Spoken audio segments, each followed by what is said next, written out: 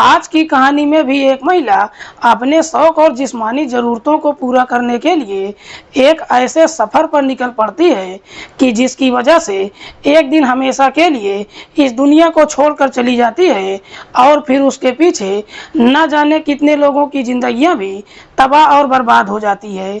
वाकई में दोस्तों, आज की जो कहानी है ये आपके भी शरीर के रोंगटे खड़े कर देने वाली है, आपको अंदर ही अंदर झकझोर कर रख देने वाली है कि कोई महिला अपने शौक और जिस्मानी ज़रूरतों को पूरा करने के लिए इस हद तक अपने कदम को उठा सकती है। नमस्कार, प्रणाम, मैं आपका भाई, आपका दोस्त अभय और आप देख रहे हैं द कीप क्राइम। दोस्तों, आज की जो सच्ची कहानी मैं आपको सुनाने जा रहा हूँ, ये सच्ची कहानी है उत्तर प्रदेश के कानपुर ज़िले की।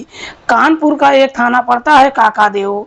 बात कर रहा हूँ मैं 26 फरवरी 2024 की शाम के लगभग 5 बजे के आसपास की। दरअसल इसी काकादेव थाने में एक व्यक्ति पहुँचता है और पुलिस वालों से कहता है कि साहब, मेरा नाम अमित राजपूत है और मैं मतैयापुर गांव का रहने वाला हूं। अमित पुलिस वालों से कहता है कि साहब, मेरे घर के अंदर एक महिला की हत्या कर दिया गया है जिसका नाम है आरती। दरअसल आरती की हत्या किसी और ने नहीं बल्कि उसी के पति राजू ने किया है। अमित जैसे ही इस तरह की बातें पुलिस वालों से कहता है, पुलिस आनन फानन में अमित को लेकर उसके घर पर पहुंचती है, जहां पर पहले से ही काफी तादाद में लोगों की भीड़ मौजूद है। जिस कमरे के अंदर महिला की डेड बॉडी पड़ा हुआ है, उस कमरे के दरवाजे पर बाहर से ताला लगा हुआ है। पुलिस जब खिड़की के माध्यम से अंदर झांकती है तो फर्श पर उनको एक महिला की डेड बॉडी दिखाई देती है। पुलिस सबके सामने ही दरवाजे पर लगे ताले को तोड़कर कमरे के अंदर प्रवेश करती है और सबसे पहले डेड बॉडी को चेक करती है तो मालूम चलता है कि मरने वाली महिला की उम्र लगभग 35 साल के आसपास है। दरअसल उसके शरीर के सारे कपड़े अस्त व्यस्त ही नहीं हैं बल्कि उसके गले पर एक हल्का सा निशान भी दिखाई दे रहा था। पुलिस इस पूरे वारदात के बारे में सबसे पहले मकान मालिक अमित से पूछताछ करती है कि तुमको कैसे मालूम चला कि आरती की हत्या कर दिया गया है और उसकी हत्या उसी के पति राजू ने किया है। इस पर अमित पुलिस वालों को जवाब देता है कि साहब, राजू का एक दोस्त है निर्मल श्रीवास्तव जो विजयनगर में रहता है। दरअसल निर्मल ने ही मुझे फोन किया था। निर्मल भी घटनास्थल पर ही मौजूद था। अमित जैसे ही इस तरह की बातें कहता है, पुलिस सबसे पहले डेड बॉडी को अपने कब्जे में लेकर पोस्टमार्टम के लिए भेज देती है और साथ ही साथ निर्मल को अपनी हिरासत में लेकर थाने पहुंच जाती है और फिर निर्मल से आरती की हत्या के बारे में पूछताछ करती है। निर्मल पुलिस वालों को जवाब देते हुए कहता है कि साहब, मुझे खुद राजू ने फ़ोन किया था। उसने ही मुझे बताया कि मैंने अपनी पत्नी आरती की हत्या कर दिया है और उसकी डेड बॉडी कमरे के अंदर पड़ा हुआ है। हालांकि निर्मल जब इस तरह की बातें पुलिस वालों से कहता है, पुलिस को निर्मल की बातों पर भरोसा नहीं होता है, इसीलिए पुलिस निर्मल को गिरफ्तार कर लेती है और साथ ही साथ राजू की तलाश करना शुरू कर देती है। राजू जो मूल रूप से गोंडा जिले के कटरी बाजार का रहने वाला है। पुलिस जब राजू के नंबर पर फ़ोन करती है तो उसका नंबर भी स्विच ऑफ बताने लगता है, इसीलिए पुलिस राजू की तलाश करते हुए उसके पैतृक गांव कटरी बाजार पर जाती है। लेकिन पुलिस जब राजू के घर पर पहुंचती है तो मालूम चलता है कि राजू अपना घर छोड़कर फरार हो चुका है। उसके बाद पुलिस राजू की हर जगह पर तलाश ही नहीं करती है बल्कि अपने खबरियों को भी काम पर लगा देती है। धीरे धीरे लगभग एक सप्ताह का समय गुजर जाता है, लेकिन जैसे ही एक सप्ताह का समय गुजरता है, 3 मार्च 2024 को एक खबरी थाने में जाता है और पुलिस वालों से कहता है कि साहब, राजू रावतपुर रेलवे स्टेशन पर दिखाई दिया है।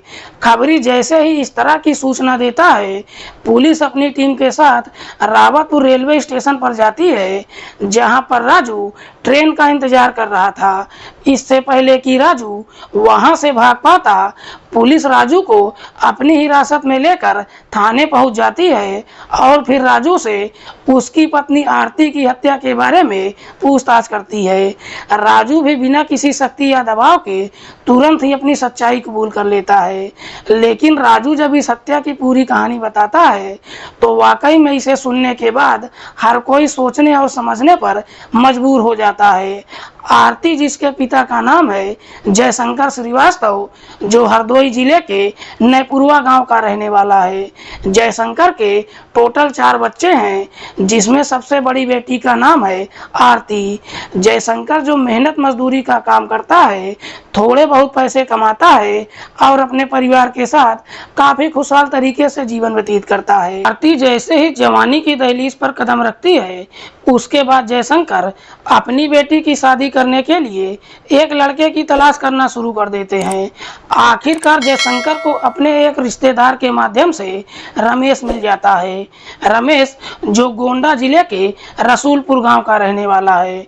वैसे तो रमेश के माता पिता इस दुनिया में नहीं है, उसका एक बड़ा भाई है जिसका नाम है अजय।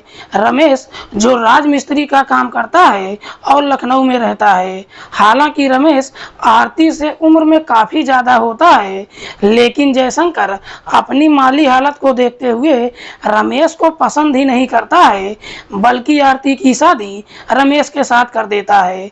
आरती जब शादी कर अपनी ससुराल में जाती है और जब पहली बार रमेश को देखती है, उसके सारे सपने चकनाचूर हो जाते हैं। आरती शादी कर अपनी ससुराल में तो जाती है, लेकिन उसका रमेश के साथ मन नहीं लगता है। रमेश जब आरती से शादी कर अपने घर लेकर आता है, उसके कुछ महीने के बाद आरती को अपने साथ लेकर लखनऊ चला जाता है और फिर लखनऊ में किराए का एक कमरा लेकर राजमिस्त्री का काम करने लगता है। धीरे धीरे जब समय गुजरता है, आरती 2 बच्चों की मां भी बन जाती है। लेकिन जैसे ही कुछ साल का समय गुजरता है, समय के अनुसार रमेश का अपनी पत्नी से दिल भर जाता है। रमेश जो दिन भर मेहनत मजदूरी का काम करता है और जब घर पर आता है, इस प्रकार से थक जाता है कि खाना खाने के बाद तुरंत ही गहरी नींद में सो जाता है। रमेश तो गहरी नींद में सो जाता है, लेकिन आरती की अपनी हसरतें पूरी नहीं हो पाती है। लेकिन चाहकर भी आरती कुछ कर नहीं पाती है। रमेश जहां पर अपना काम करता है, वहीं पर रमेश की मुलाकात राजू से होती है। क्योंकि राजू उसी के इलाके का रहने वाला है, इसीलिए राजू और रमेश के बीच में गहरी दोस्ती हो जाती है। लेकिन रमेश के अंदर एक बुरी आदत होती है। दरअसल वो शाम के समय जब भी अपने घर पर आता है, अक्सर शराब पी कर आता है। लेकिन आरती को उसका शराब पीना बिल्कुल भी पसंद नहीं आता है।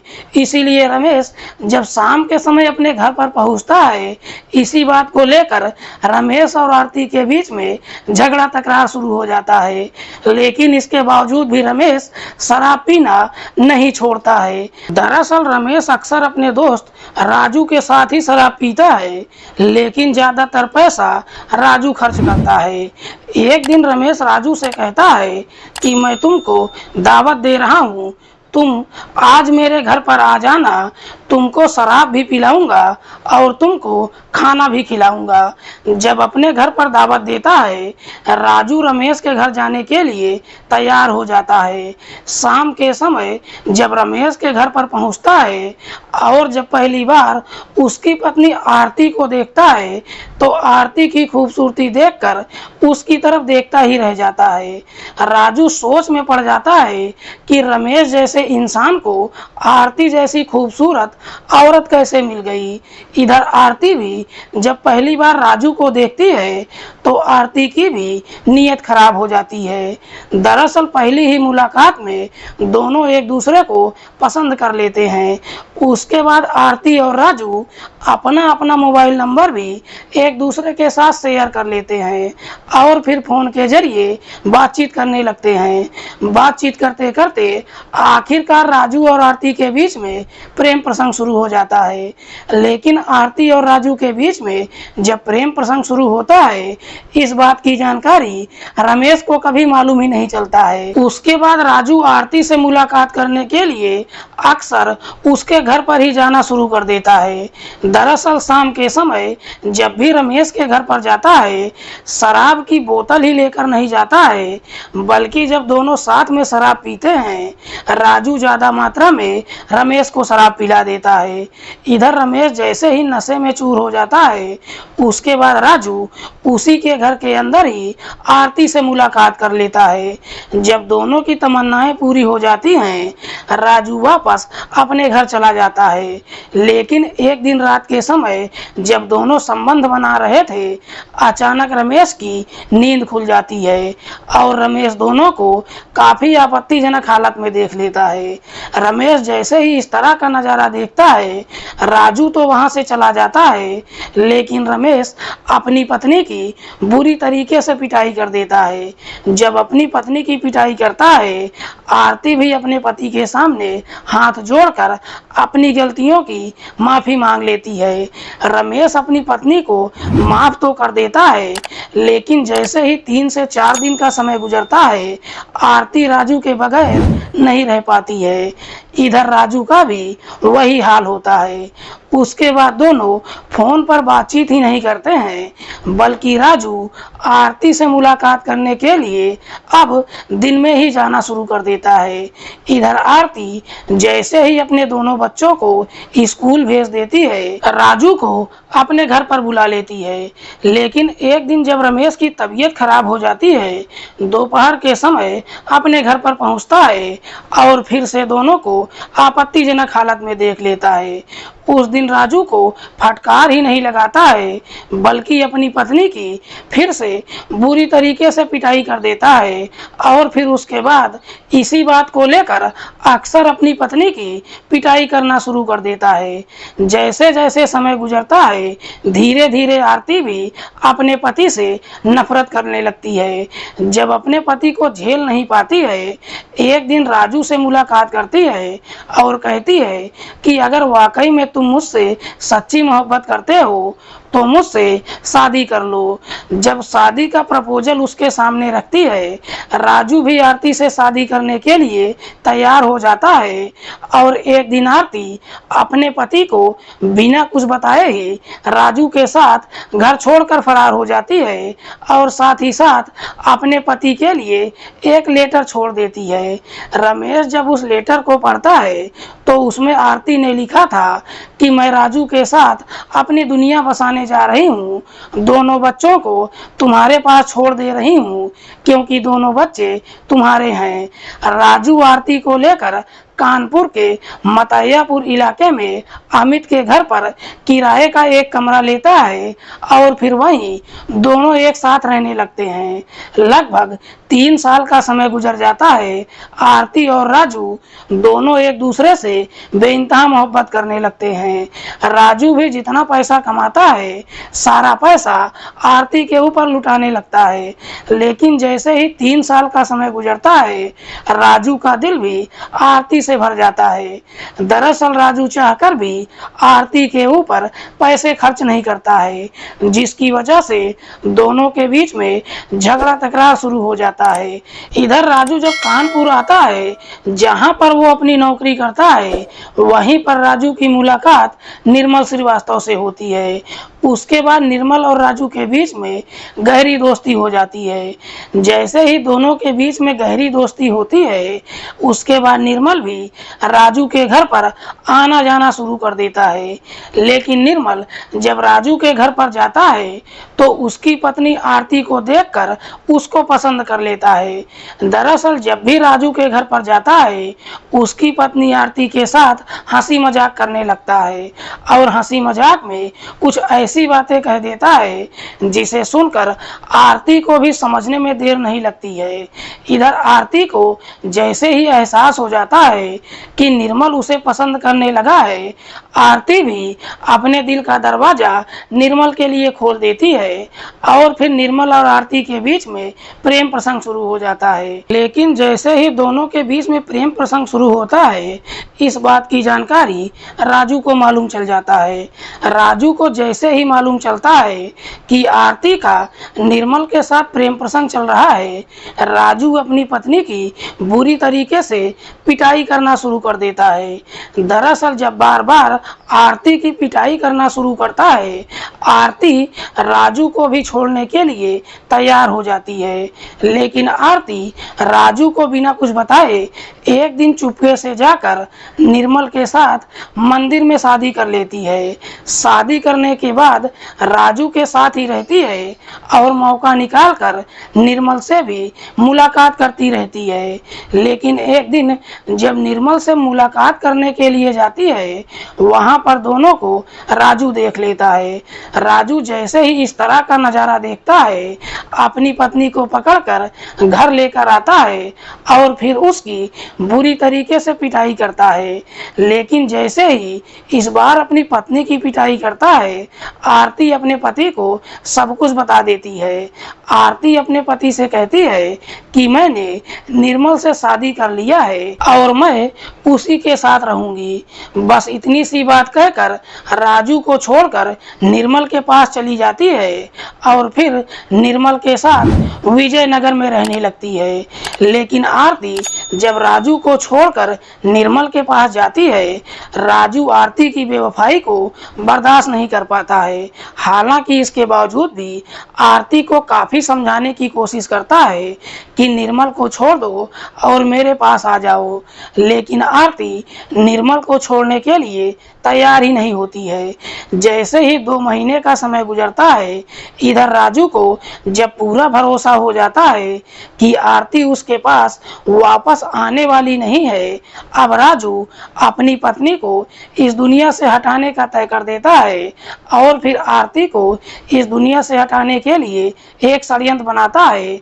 और इसी षड्यंत्र के तहत 26 फरवरी 2024 की दोपहर के समय आरती के नंबर पर फोन करता है और उससे रिक्वेस्ट करता है कि बस एक बार आखिरी बार मिलने के लिए मेरे पास आ जाओ, उसके बाद मैं तुमको कभी परेशान नहीं करूंगा। जब आखिरी बार मिलने के लिए कहता है, आरती भी मिलने के लिए तैयार हो जाती है। लगभग 2 बजे के आसपास राजू के पास पहुंच जाती है। जब दोनों कमरे के अंदर बातचीत करते हैं, उस वक्त भी राजू आरती को काफी समझाने की कोशिश करता है कि तुम निर्मल को छोड़ दो। लेकिन आरती निर्मल को छोड़ने के लिए तैयार ही नहीं होती है। इसी बात पर राजू इस प्रकार से गुस्से में आ जाता है कि उसी की चुन्नी को लेकर उसके गले में फंसाकर तब तक जोर से खींचता है जब तक आरती की मौत नहीं हो जाती है। आरती की जब मौत हो जाती है, उसके बाद अपने कमरे से बाहर निकलता है, दरवाजे पर ताला लगा देता है, साथ ही साथ निर्मल के नंबर पर फोन करता है कि आरती की डेड बॉडी मेरे कमरे के अंदर पड़ी है, तुम जाकर डेड बॉडी को उठा लो। वाकई में राजू जब यह पूरी कहानी पुलिस को बताता है, पुलिस राजू की तहरीर पर उसे गिरफ्तार कर लेती है। फिलहाल पुलिस ने राजू को अपनी हिरासत में लेकर उस पर गंभीर धाराओं में मुकदमा दर्ज करके जेल भेज दिया है। दोस्तों, इस पूरी घटना के बारे में आप क्या सोचते हैं? आप अपनी राय कमेंट बॉक्स में हमको जरूर दीजिएगा। मिलते हैं किसी और सच्ची कहानी के साथ, तब तक के लिए नमस्कार, जय हिंद।